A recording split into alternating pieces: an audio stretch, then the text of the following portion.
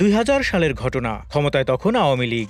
দলটির অন্যতম প্রভাবশালী নেতা তখনকার নৌপরিবহন প্রতিমন্ত্রী মোফাজ্জল হোসেন চৌধুরী মায়া। অন্যদিকে স্বরাষ্ট্র, গৃহায়ন ও গণপূর্ত এবং ডাক ও টেলিযোগাযোগ মন্ত্রণালয়ের মন্ত্রী মোহাম্মদ নাসিম। একটি ঘটনায় বোঝা গেল সংবাদের জোর কোথায়। সরকার চাইলে যে কোনো প্রভাবশালী ব্যক্তির বিরুদ্ধে দাঁড়াতে পারে। ঢাকা ময়মনসিংহ মহাসড়ক ধরে বিমানবন্দর হয়ে উত্তরাইগুলে মাস্কট প্লাজা। পরিচিত এই মার্কেটের ঠিক আগে ডান দিকে একটি বিস্তীর্ণ খালি প্লট, শাহজালাল সুপারমার্কেট নামে। সেখানে টাঙানো বড়সড় সাইনবোর্ড, চারপাশে টিনের বেড়া।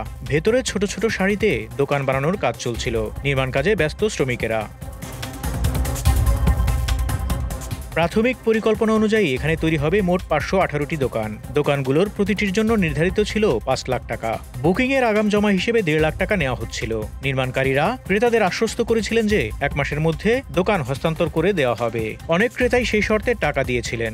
বাজারের ভেতর নানা রকম সুবিধা ও লাভের কথা বলে ক্রেতাদের আকৃষ্ট করা হচ্ছিল। বিক্রির হার দ্রুত বাড়তে থাকে। শুরুতে প্রায় ৩০ কোটি টাকার বেশি দোকান বিক্রি হয়ে গেছে। মার্কেট নির্মাণের দায়িত্বে ছিল শাহজালাল কোঅপারেটিভ সোসাইটি। ওই সোসাইটির শেয়ারহোল্ডার তালিকা ছিল বেশ কয়েকটি পরিচিত নাম। তালিকার শুরুতে ছিল দীপু চৌধুরীর নাম। পিতার নাম উল্লেখ ছিল মোফাজ্জল হোসেন চৌধুরী মায়া। তালিকায় আরও অনেক প্রভাবশালী ব্যক্তিদের নাম ছিল। কেউ কেউ নিজেদের স্ত্রী বা সন্তানের নামে শেয়ার রেখেছেন।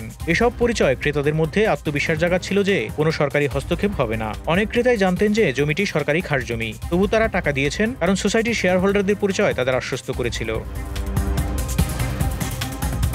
প্লটটি উত্তরা ৬ নম্বর সেক্টরের ৬ বিঘা সরকারি খাস জমি। জমির ঠিক পাশেই আছে রাজুকের উত্তরা কার্যালয়। কৌতূহল জায়গায় রাজুকের এত কাছাকাছি এই জমি দখল করে এমন বড় বাজার গড়ে ওঠা কিভাবে সম্ভব হলো? সেই সময় একটি দৈনিক সংবাদপত্র প্রকাশ করল বিস্তৃত প্রতিবেদন। প্রতিবেদনে বলা হলো কিভাবে সরকারি জমি গায়ের জোরে দখল করে বিশাল মার্কেট তৈরির চেষ্টা করা হচ্ছে। কে কে জড়িত, বিক্রির অঙ্ক কেমন এবং প্রশাসনের অনাগ্রহ বা অবহেলা কোথায় মিলেছে, এসব বিস্তারিত তুলে ধরা হয়। সেই অনুসন্ধানী প্রতিবেদনই শেষ পর্যন্ত ঘটনাকে প্রশাসনের দৃষ্টি আকর্ষণ করে।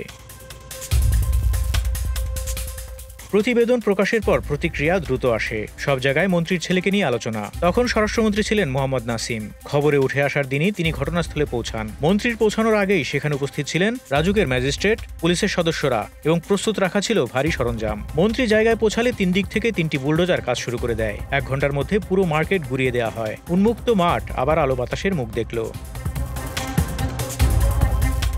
মজার ব্যাপার হলো সেই জায়গাটা এখনো খালি। শুধুমাত্র সিটি কর্পোরেশন সেখানে একটি টিনের ঘর নির্মাণ করেছে, যা আবর্জনা পরিষ্কার এবং অন্যান্য সীমিত কাজে ব্যবহার করা হয়। স্থানীয়দের আশঙ্কা ছিল যে উচ্ছেদের পরও দখলদাররা আবার সুযোগ পেলেই জমি দখল করে নেবে।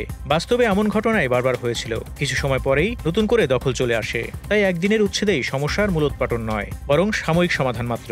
কিন্তু নানা কারণে তা আর সম্ভব হয়নি। স্থানীয় নাগরিক সমাজ ও গণমাধ্যমের ভূমিকা এখানে গুরুত্বপূর্ণ। সংবাদ প্রকাশ না হলে হয়তো প্রশাসনের নজর তত তাড়াতাড়ি আসতো না। সাংবাদিক প্রতিবেদনের ফলে দ্রুত প্রশাসনিক প্রতিক্রিয়া দেখা গেছে। এ থেকে স্পষ্ট যে গণমাধ্যম একটা তীক্ষ্ণ নজরদারি রাখতে পারে। কিন্তু একবারের অভিযান নিয়ে কাঠামোগত পরিবর্তন আসবে বলে আশা করা যায় না। প্রয়োজন নিয়মিত মনিটরিং, খাস জমির ডিজিটাল মানচিত্র, স্থানীয় পর্যায়ে জানার ব্যবস্থা ও দ্রুত ব্যবস্থা গ্রহণের যন্ত্রপাতি। আইনি ও নীতি স্তরে কয়েকটি সুপারিশ করা যায়। প্রথমত, খাস জমির পূর্ণাঙ্গ ডিজিটাল রেকর্ড তৈরি ও জনগণের কাছে তা উন্মুক্ত করা উচিত। দ্বিতীয়ত, রাজুক ও সংশ্লিষ্ট অফিসগুলোর তৎপরতা বাড়াতে হবে। তৃতীয়ত, কোঅপারেটিভ বা মার্কেট গঠনের মতো উদ্যোগের ক্ষেত্রে সরকারি অনুমোদন ও ভূমি অধিকার চেক করার একটি বাধ্যতামূলক প্রক্রিয়া প্রতিষ্ঠা করা দরকার। চতুর্থত, ক্রেতাদের জন্য নিরাপত্তা খাতে এ ধরনের বড় লেনদেনের সময় একটি সতর্কতা বার্তা ও আইনগত পরামর্শ বাধ্যতামূলক করা যেতে পারে।